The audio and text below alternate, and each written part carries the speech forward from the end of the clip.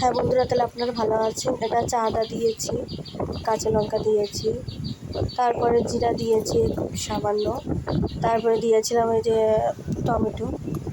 টমেটোটা দিয়ে ঢেকে মিক্সারটা করতে দিয়ে আসলাম। ঠিক আছে,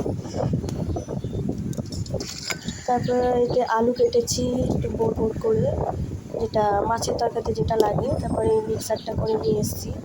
তারপরে তার আগেই আমার আলু কটা ভাজা হয়ে গেছিলো, ওই যে ভেজে রেখেছি। আর এদিকে কড়াই গরম করে আমি তেল দিয়ে জিরে দিয়েছি, তারপরে তেজপাতা দিয়ে যখন একটু মানে ভাজা ভাজা হলো, সেটা আপনারা বুঝতেই পারবেন। তারপরে মশলাটা দিয়ে নাড়াচাড়া করলাম। হলুদ লবণ আমি দিয়ে দিই তেলেতে, কারণ কালারটা ভালো আসে, তেলে দিলে কালারটা ভালো আসে, সেই জন্য আমি দিয়েছি। তারপরে দিয়েছি মশলা দিয়ে এটা কষানো হলো। দেখতে থাকুন।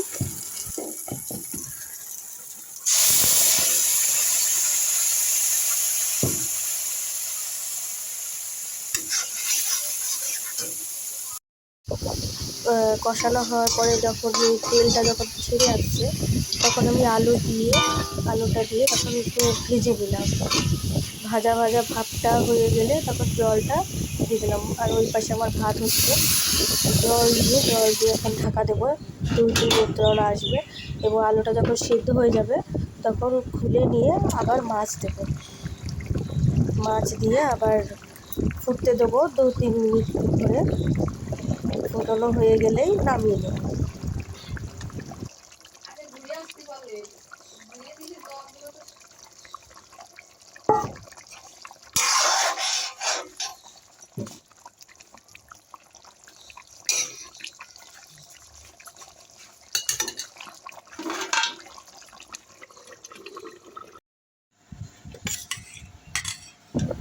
এই দেখুন, আমার তরকারিটা দেখতেই পেরেছি। এটা হচ্ছে আমার শাশুড়ি মা। আমার শাশুড়ি মা খেয়ে এখনই বলবে যে কেমন হয়েছে কি না। আপনারা দেখুন কেমন হয়েছে, শুনতেই পারবেন।